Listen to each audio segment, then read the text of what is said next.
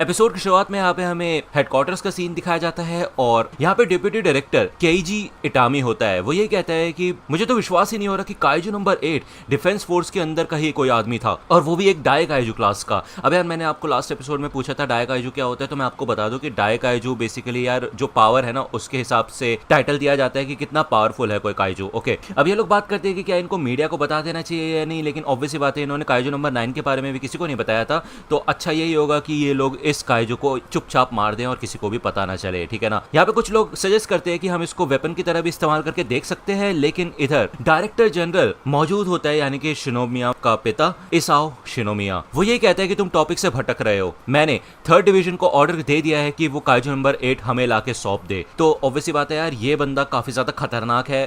मैं तुम्हें इसके बारे में जो डिटेल्स है वो थोड़ा आगे दूंगा। ओके, दूसरी ओर यहाँ पे हमें काफका का सीन दिखाया जाता है जिसको भाई पूरी तरह से बांध के रखा हुआ होता है। ओके, इधर उसके ऊपर पूरी तरह से नजर रखी जा रही होती है कि उसके वाइटल्स कैसे है और वो ट्रांसफॉर्म होने की कोशिश तो नहीं कर रहा है एंड ऑल, ये सारी चीजें। अब ऑब्वियसली बात है भाई अगर वो ट्रांसफॉर्म हो ही जाएगा तो वो इस चीज को आराम से तोड़ के निकल सकते हैं यहाँ से, ठीक है, ये तो हम सभी जानते हैं। तो तकरीबन 24 घंटे हो चुके होते हैं काफका को यहाँ पे बांध के रखे हुए। ओके, और अभी तक यहाँ पे कुछ भी नहीं हुआ होता है। वो यहाँ पे यही सोच रहा होता है कि उसके साथ होगा क्या। तो अब आपको ऑब्वियसली याद होगा कि एक बार काफका, इचिकावा और शिनोमिया एक साथ मिले थे कैफे के अंदर। तो शिनोमिया ने बताया था कि अगर कोई काइजू इतना ज्यादा ताकतवर होता है कि उसको नंबर दे दिया जाए तो भाई उसका इस्तेमाल किया जाता है वेपन्स बनाने के लिए, ठीक है। तो हो सकता है कि तुम्हारी बॉडी पार्ट्स के भी वेपन बनाया जाए। तो यार ये बात यहाँ पे काफका को याद होती है। अब वो यही सोचता है कि यार वो मीना के थोड़ा सा नजदीक आ गया था, लेकिन अब पता नहीं वो उसके साथ खड़ा हो पाएगा या नहीं। जरूर मीना गुस्सा होगी। तभी यहाँ पे मीना, होशिना और बाकी कुछ लोग आ चुके होते हैं। मीना कहती है कि चलो अब समय हो चुका है, हम तुम्हें हेडक्वार्टर फैसिलिटीज में भेज रहे हैं। काफका कहता है मीना, और मीना इग्नोर कर देती है। काफका कहता है वाइस कैप्टन मुझे माफ कर दीजिए। तो होशिना कहता है एक भी शब्द मत बोलना, खड़े हो जाओ। काफका को यहाँ से ले जाया जाता है और उसको पता है कि उसने एक काफी बड़ा सीक्रेट छुपाया इन लोगों से, तो इनका नाराज होना तो बनता ही है। बाहर उसके सारे स्क्वाड मेंबर्स खड़े होते हैं 3rd डिवीजन के, ठीक है। इवन यहाँ पे इचिकावा भी खड़ा होता है, लेकिन इचिकावा की आंखों में देखने की ही हिम्मत नहीं होती काफका की, क्योंकि यार पहले से ही इचिकावा बहुत कुछ कर चुका है उसके लिए। यहाँ पे जब वो ट्रक के अंदर चढ़ता है तो इचिकावा भाग के आता है और वो कहता है कि मुझे आपके ऊपर पूरा भरोसा है सेनपाई, और तभी ये गेट बंद हो जाता है। अंदर यहाँ पे मीना होती है और वो कहती है कि इचिकावा को 50 पुशअप करने पड़ेंगे इस हरकत के लिए। अब यहाँ पे कोई कैमरास नहीं है, ठीक है। जब तुम हम लोगों को बचाने के लिए बिना कुछ सोचे समझे आगे भाग गए थे तो मैं काफी ज्यादा शौक हो गई थी तुम्हें काइजू के रूप में देख के, लेकिन उस समय मैंने खुद से ये भी बोला कि तुम बिल्कुल ऐसा ही करते। मैं सारे के सारे पेपर्स और फुटेज तैयार कर रही हूँ जिससे कि तुम्हारी काफी ज्यादा मदद होगी। अगर हम किसी तरह साबित कर पाए कि तुम इंसान हो तो शायद हम तुमको बचा ले। इसके अलावा हम सब कुछ रिपोर्ट करेंगे जो भी तुमने मदद की है हमारी ऑफिसर के तौर पे। 3rd डिवीजन में कोई भी इंसान तुम्हें दुश्मन के रूप में नहीं देखता। तो ये सुन के तो काफका को काफी अच्छा महसूस होता है। यहाँ पे काफका बैठ जाता है और मीना यहाँ पे कुछ फॉर्मेलिटीज करती है। काफका पूछता है कि हे मीना, क्या मैं अभी भी तुम्हारे साथ खड़े होने की कोशिश कर सकता हूँ। तो मीना ये सुन के बैठ जाती है और वो कहती है हाँ कर सकते हो, मैं हमेशा तुम्हारा इंतजार करूंगी। तो यार ये सुन के तो काफका की आंखों से आंसू आ जाते हैं, वो इमोशनल हो जाता है और ये ट्रक यहाँ से जाने लगते हैं। होशिना यहाँ पे आगे आता है और वो कहता है बेवकूफ कहीं का, 3rd डिवीजन फोर्स सल्यूट करो। तो भाई ये सारे के सारे सल्यूट करने लग जाते हैं और साइड में ना कीजी खड़ा होता है और वो कहते हैं क्या कर रहे हो ये होशिना। तो होशिना कहता है हम तो अपनी सुपीरियर ऑफिसर कैप्टन आशिरो को सल्यूट कर रहे हैं। तो कीजी कहता है हाँ वैसे भी तुम काइजू को तो सल्यूट करोगे नहीं, है कि नहीं। तो यार अब तुम मुझे बताना कमेंट सेक्शन में कि ये लोग असलियत में काफका को सल्यूट कर रहे हैं या फिर मीना को। वैसे मुझे तो लगता है काफका को कर रहे हैं। दूसरी ओर यहाँ पे हमें डिफेंस फोर्स आर्या के मैरीटाइम बेस का सीन दिखाया जाता है जो कि इनका हेडक्वार्टर्स होता है बेसिकली, ठीक है। यहाँ पे काफका को ले आया गया होता है और उसको पूरी तरह से सील करके रखा होता है इस काल कोठरी में, क्या बोलूं मैं। कुछ दिन यहाँ पे बीत चुके होते हैं और यहाँ पे जो 3rd डिवीजन के मेंबर्स होते हैं काफी ज्यादा परेशान होते हैं। इहारू कहता है कि यार मुझे तो यकीन ही नहीं हो रहा, मतलब वो बूढ़ा आदमी कैसे हो सकता है काइजू नंबर 8 यार, मतलब उसके पेट देखा है तुमने। यहाँ पे वो थोड़ा फनी बनने की कोशिश कर रहा होता है, लेकिन इचिकावा बिल्कुल सीरियस होता है। इवन सबके सभी यहाँ पे सीरियस बैठे होते हैं। ये सबके सब लोग शेयर करते हैं कि कैसे काफका ने कभी ना कभी उन लोगों की जान बचाई है, इवन इहारू की भी जान बचाई थी। तो आओ ये कहता है कि हम लोग डिसाइड नहीं कर सकते कि उसके साथ क्या होगा, वो तो ब्यूरो ही डिसाइड करेगी। हारुइची बोलते हैं वैसे भी ये कोई छोटी बात नहीं है, एक इंसान अगर काइजू बन जाए तो इससे पूरी दुनिया में दहशत फैल सकती है, मतलब लोग शांति से जी भी नहीं पाएंगे। वो बस यही सोचते रहेंगे हर दिन कि कहीं उनके साइड वाला बंदा कोई काइजू तो नहीं है कि नहीं। तो ऑब्वियसली बात है यार ये काफी सीरियस चीज है।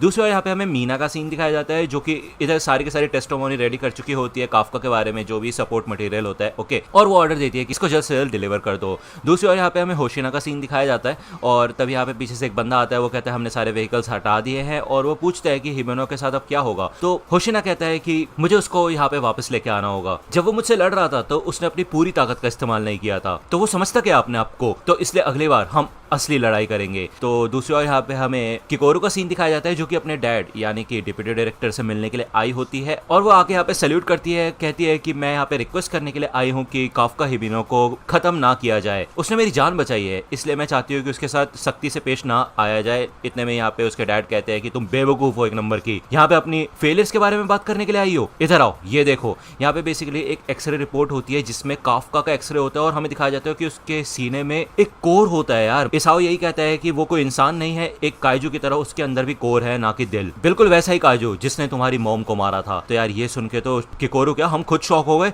वो यहाँ से जाने लगती है, लेकिन जाने से पहले वो अपने डैड से यही कहती है कि अभी भी मैं उसके ऊपर भरोसा करना चाहती हूँ। दूसरा यहाँ पे हमें काफका का सीन दिखाया जाता है, उसके फिजिकल टेस्ट वगैरह होते हैं। अब ऑब्वियसली बात है वो काफी ज्यादा थक चुका होता है यार ये सब करते करते, ठीक है। वो अपने टीममेट्स को याद करता है, वो यही कहता है कि उसको सब लोगों को कुछ ना कुछ बोलना था, अभी वो क्या ही कर सकता है यार, उसको वापस जाना होगा। दूसरी ओर यहाँ पे हमें मीना का सीन दिखाया जाता है, वो इन चारों लोगों को दूसरे डिविजन पे भेज रही होती है क्योंकि लास्ट काइजो अटैक के बाद ताचिकावा को जो फंक्शनैलिटी है वो सिर्फ 25% रह चुकी होती है, ठीक है। तो यहाँ पे वो न्यू रिक्रूट्स को भाई ट्रेन नहीं कर सकते, इस वजह से इन चारों को दूसरी जगहों पे भेजा जा रहा है, यानी कि उन लोगों को जो कि थोड़े ज्यादा स्किल्ड है, जो कि ज्यादा टैलेंटेड है, क्योंकि एक के बाद एक करके अब नए नए डायकाइजोस आए जा रहे हैं और ऐसा लगता है कि आगे चल के ये नंबर बढ़ने वाले हैं। मतलब एक बार में ही 3-4 डायकाइजोस भी आ सकते हैं।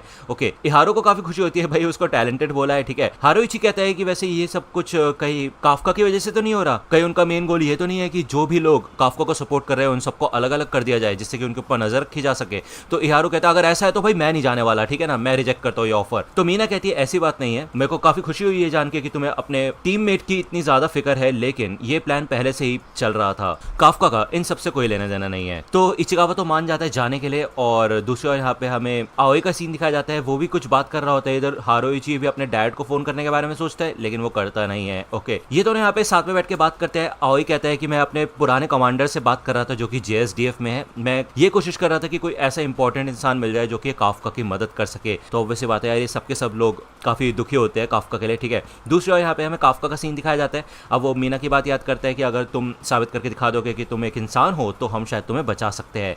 तो काफका भी यही डिसाइड करता है कि वो साबित करके दिखाएगा कि वो एक इंसान है और वो यहाँ से जल्द निकल जाएगा। लेकिन भाई पहले वो लोग इसकी बात तो सुने। तभी यहाँ पे भाई इसाओ आ जाता है, यानी कि डायरेक्टर जनरल शिनोमिया, और ऊपर से किकोरू भी ये सब देख रही होती है। और अब भाई सच में काफी खतरनाक सीन होने वाला है, ठीक है। यहाँ पे भले काफका अपनी सफाई देने लग जाता है, वो कहता है मैं कोई काइजो वगैरह नहीं हूँ, तभी यहाँ पे इसाओ कहता है कि उसकी ये बाइंडिंग्स खोल दो। तो ये लोग कहते हैं काइजो नंबर 8 है सर, क्या बोल रहे हो आप? तो इसाओ कहता है अरे वो काइजो नंबर 8 है, वो चाहता है तो वो खुद भी खोल सकता है ये, ठीक है। वो यहाँ पे बैठा है क्योंकि वो चाहता है ये चीज, खोलो उसे। तो काफका यहाँ पे रिलीज हो जाता है, वो यहाँ पे बोलता है कि मैं इंसान हूँ, लेकिन भाई इसाओ तो गन तान देता है और भाई अटैक कर देता है यहाँ पे काफका के ऊपर। काफका यहाँ पे अपने काइजो हैंड से बच जाता है काइंड ऑफ, ठीक है। और इसाओ आते साथ ही यहाँ पे भाई काफका की चमड़ी उधेड़ लेता है, मतलब उसके खून निकल जाता है काइंड ऑफ, ठीक है। तो इसाओ कहता है कि मैं तुम्हें बता दूं इस दुनिया में ऐसा कोई भी जीव नहीं है जो कि अपने हाथों से गोलियों को रोक ले, और उसको इंसान तो बिल्कुल भी नहीं कहा जा सकता। तो भाई इसाओ यहाँ पे बस अभी शुरू हुआ होता है, ठीक है ना। यहाँ पे FS1002 को अनलॉक करने की परमिशन मांगी जाती है। और अब भाई ये क्या है, तो बेसिकली ये काइजो नंबर 2 से बने हुए हथियार होते हैं, ओके। और ये हथियार सिर्फ और सिर्फ इसाओ ही यूज कर सकता है। ये एक्टिवेट हो जाता है पूरा, इससे भाई इसाओ काफी ज्यादा ताकतवर हो जाता है। वो कहता है कि मैं अब काइजो नंबर 8 को खत्म करने वाला हूं। अब ऑब्वियसली बात है भाई यार इतना हो गया भाई, अब मेरे ख्याल से काफका को अपना प्रोटेक्शन करना चाहिए, है कि नहीं भाई, क्योंकि अब सामने वाला बंदा मार ही देगा जान से, तो क्या फायदा इंसानियत प्रूफ करने का। लेकिन अभी भी यहाँ पे काफका ये सोचता है कि वो अपनी इंसानियत प्रूफ करेगा। यहाँ पे काफी खतरनाक अटैक आता है, वो बाल बचता है इस अटैक से, साथ ही साथ उसका भाई हाथ भी कट जाता है इस अटैक से भाई। इसके बाद होती है इन दोनों की काफी खतरनाक लड़ाई। ओके, हमें बताया जाता है कि इसाओ इस पूरी डिफेंस फोर्स का आज तक का सबसे खतरनाक और ताकतवर सोल्जर है। यहाँ पे धीरे धीरे करके काफका भी ट्रांसफॉर्म होने लग जाता है काइजो में, क्योंकि भाई अब ऑब्वियसली बात है उसकी खुद की बॉडी भी रिएक्ट करेगी, है ना। वो धीरे धीरे करके डॉज करने की कोशिश करता है, क्योंकि वो डॉज ही कर सकता है यार, उसको जल्द से जल्द डॉज करना होगा, वो हमला तो नहीं कर सकता, है कि नहीं। लेकिन इसाओ सच में काफी बेरहम होता है, वो काफी खतरनाक अटैक्स कर रहा होता है काफका के ऊपर। ओके, काफका यहाँ पे बहुत ज्यादा खतरनाक तरीके से रिएक्ट करने लग जाता है। तो वो यही सोचते हैं कि वो ऐसे रिएक्ट क्यों कर रहा है, मतलब ऐसा तो वो तब कर रहा था जब वो काइजो नंबर 9 से लड़ रहा था। तो उसको थोड़ी देर में रियलाइज हो जाता है कि ये जो वेपन है वो काइजो नंबर 2 का है, इसी वजह से उसकी बॉडी भी इसाओ को एक काइजू ही समझ रही है। ओके, हमें बताया जाता है कि 1972 में काइजू नंबर 2 आया था जिसने सपोरो को पूरी तरह से डिस्ट्रॉय करके रख दिया था। ये डाई काइजू इतना ज्यादा खतरनाक और ताकतवर था कि ये बिल्कुल भी हार मानने को तैयार नहीं था जब तक ये मर नहीं गया था। ओके, तो समझ रहे हो ना भाई, बहुत खतरनाक था ये। और सिर्फ किकोरू के पिता ही है जो कि इस वेपन का इस्तेमाल कर सकते हैं। और अब यार तुम समझ रहे होगे कि यार इसाओ खुद भी इतना ज्यादा ताकतवर है। ठीक है, यहाँ पे वो फिर से काफका का हाथ तोड़ देता है और काफका समझ जाता है कि उसको भाई इन सारे के सारे अटैक से बचना होगा। एक और अटैक लिया ना तो उसकी वाट लग जाएगी, लेकिन वो हिल नहीं पाता। वो देखते हैं कि भाई उसका एक हाथ साथ के साथ दो पैर, मतलब दोनों पैर कट चुके होते हैं। इसाओ यहाँ पे जब फाइनली आगे बढ़ता है खतरनाक अटैक करने के लिए, तभी यहाँ पे पूरी तरह से ट्रांसफॉर्म हो जाता है काफका काइजू फॉर्म में। लेकिन यहाँ पे कुछ ना कुछ गड़बड़ हो रही होती है। वो पूरी तरह से ट्रांसफॉर्म होकर भाई अलग ही विकसित टाइप होने लग जाता है। इसाओ की तो फट जाती है, वो खुद पीछे चला जाता है और किकोरू सोचती है कि यार कुछ तो गड़बड़ है। हमें यहाँ पे काफका का सीन दिखाया जाता है जो कि अपनी खुद की बॉडी को कंट्रोल नहीं कर पा रहा होता और भाई वो अलग ही रूप में पहुंच जाता है। यार वो कहता है भाई इंसानियत प्रूफ करने के बारे में छोड़ो, मैं तो पूरी तरह से काइजू बन गया हूँ। अब यहाँ पे अंदर एक काइजू होता है जो कि उसके मुंह के अंदर घुसा था और वो कहता है काइजू किल किल। तो बेसिकली यहाँ पे वो दूसरे काइजू को मारने का, यानी कि इसाओ को मारने का ऑर्डर दे रहा होता है। ओके, और अब फाइनली यहाँ पे काइजू नंबर 8 बोलूंगा क्योंकि काफका तो है नहीं, अब ये पूरी तरह से सीरियस हो चुका होता है भाई, खतरनाक बन चुका होता है ये। भले यहाँ पे किकोरू चिल्लाती काफका हिबिनो तुम इंसान हो, लेकिन भाई वो काफी नजदीक पहुंच चुका है, काफी खतरनाक लग रहा होता है। और मैं तुम्हें बता दूं यार ये सच में काफी कमाल का एपिसोड था।